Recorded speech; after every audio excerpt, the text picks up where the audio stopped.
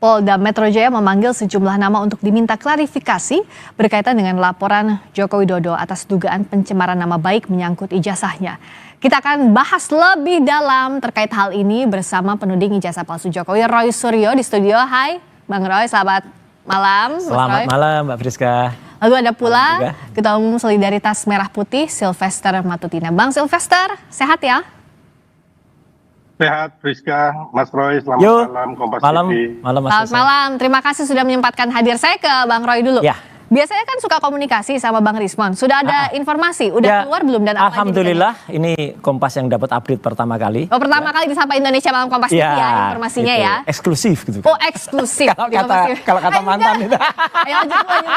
Ya, bahwa tadi alhamdulillah 5:30 ya, sekitar 5:30 Bang Rismon Sianipar sudah keluar dari pemeriksaan. Jadi masuknya tadi sekitar jam 10.30 ya. Itu udah masuk. Kemudian pertanyaannya mau tanya nggak berapa pertanyaan? Iya, nanti udah ditanyain berapa pertanyaan, pertanyaannya apa aja? Oke, pertanyaannya tadinya 70 pertanyaan. 70 pertanyaan? 70, tapi ternyata meningkat lagi jadi 97. Oh, soal apa itu? Luar biasa aja. Biasa, pertama kan soal data-data.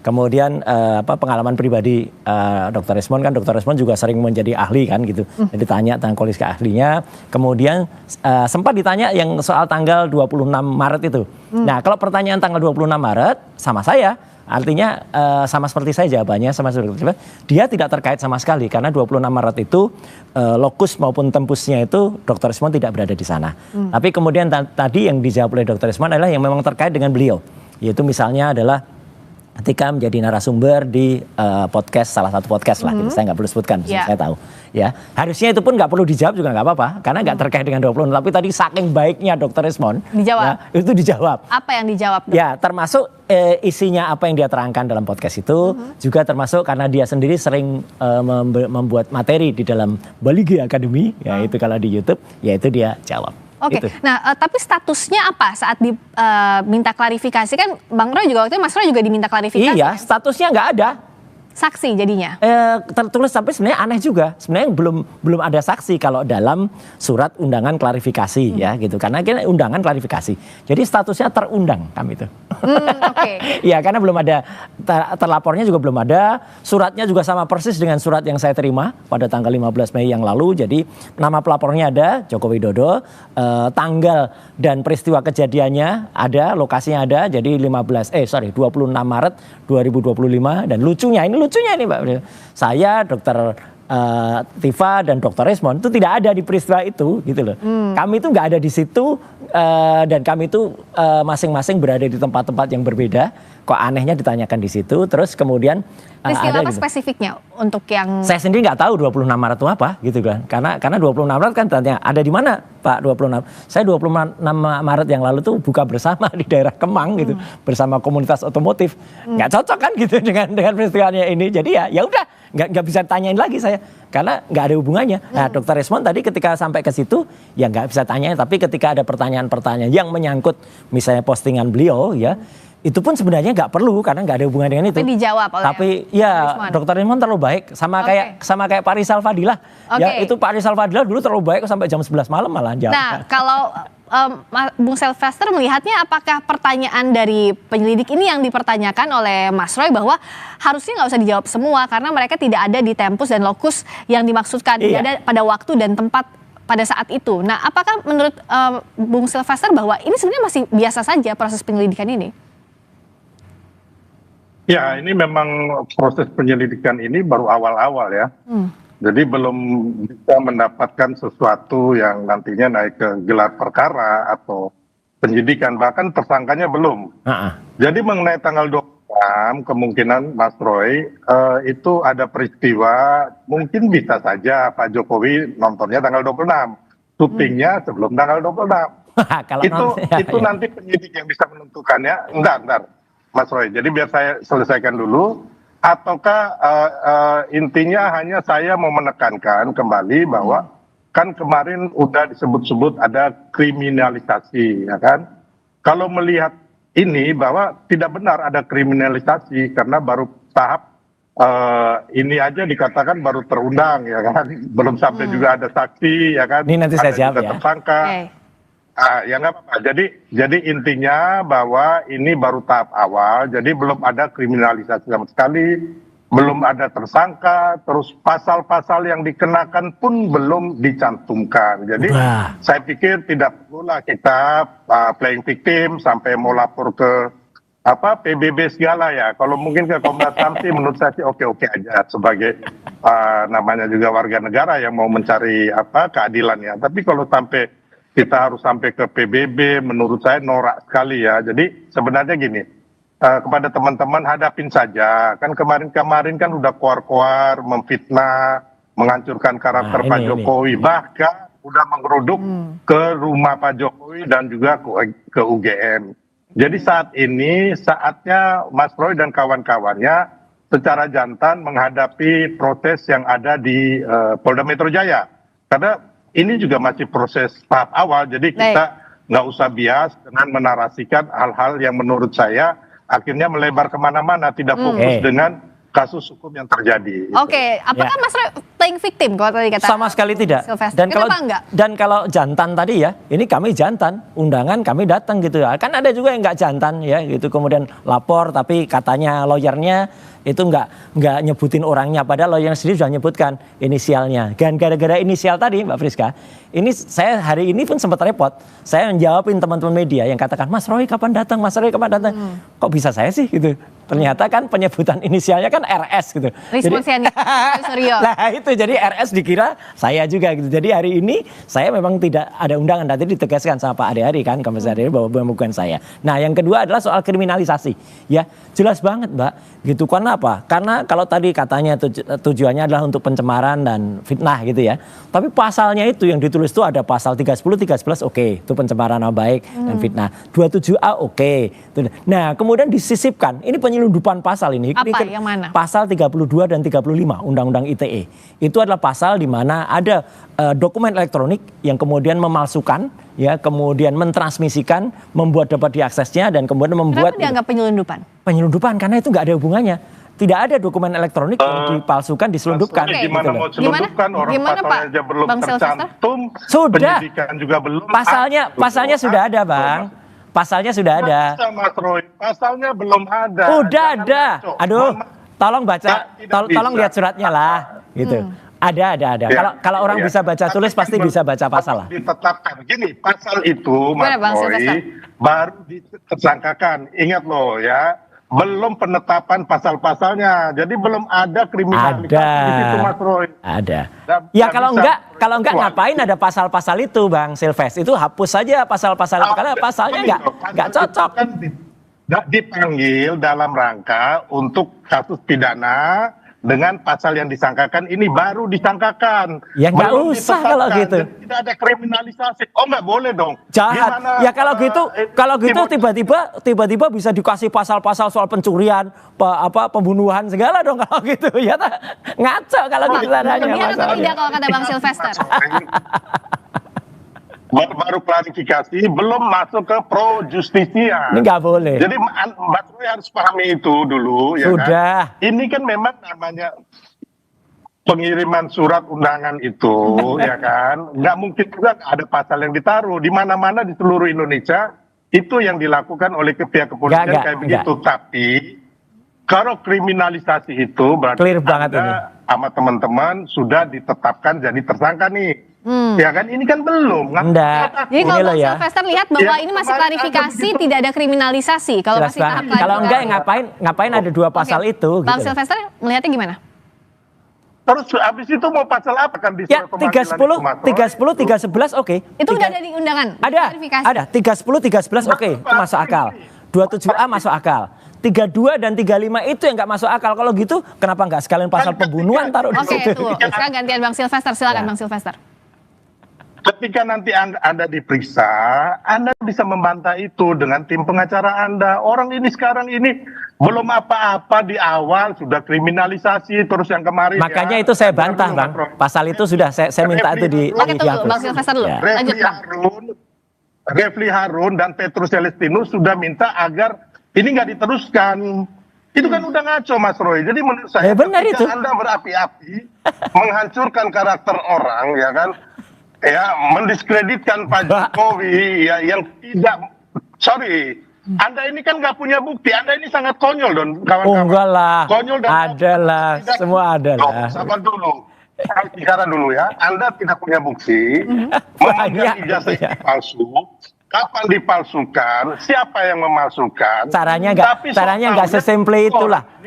Cara teknologi itu tidak sesimple itu. Ini Mas Roy, saya kalau melaporkan orang, paling tidak saya udah tahu, oh orang ini kena pasal perdata atau pidana, ya kan, dengan barang bukti yang punya. Ini Anda nih sama sekali nol loh. Oh enggak. Oke, Bang Sylvester anggapnya Bang Sylvester bahwa Mas Roy CS ini nggak punya bukti, tapi menuding ijazah palsu. Nggak punya sama sekali. Sampai saat ini saya harus mengatakan iya. nol. Jelas. Oke, kami nggak ada zero evidence, nggak ada.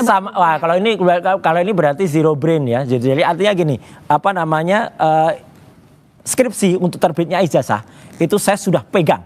Dan itu adalah primary evidence dan itu sudah saya kumpulkan buktinya ya gitu, bahwa itu tidak ada lembar pengesahan, tidak tanda tangannya juga dicurigai tidak benar ya, bahkan tidak ada lembar pengujian. Tapi itu sudah dibantah juga oleh Bareskrim yang ya, Bareskrim caranya nggak proper, makanya teman-teman TPUA hari ini meminta kepada Bareskrim ya untuk melakukan yang namanya gelar perkara ya khusus. Dan itu sudah diterima tadi, dan kemudian itu suratnya ke ke Kabiro Wasisdik, kemudian tembusan ke Kapolri, kemudian sampai ke Irwasum, mungkin juga akan sampai ke Kompolnas gitu ya. Jadi supaya apa? Kita ini cinta Polri, Mbak. Gitu. Saya juga pernah jadi penasehat gitu ya, atau membantu ketika ada ahli di kepolisian ya. Dulu di Pusiden, dulu di Cisilek dan sebagainya. Dulu kita pakai crime science investigation. Yang kemarin itu dilakukan itu bukan crime science investigation, itu kemarin tuh hanya perasaan saja tanpa bukti, kemudian pakai perasaan, kemudian hanya naratif, bahkan Mbak Priska lihat ijazah yang ditampilkan pun itu hanya fotokopi. Sekarang jadi guyonan anak-anak loh. Oh nanti kalau kita nyopir mobil pakai SIM bisa, pakai fotokopi bisa. Loh kenapa Dek? Ya itu karena kemarin polisi nunjukkan itu hanya fotokopi gitu. Katanya nggak pakai scientific crime investigation yang kemarin dilakukan Bareskrim Polri, plus sudah mengajukan untuk gelar perkara khusus. Menurut Bung Sylvester, apakah ini jadi jalan atau proses hukum yang tepat?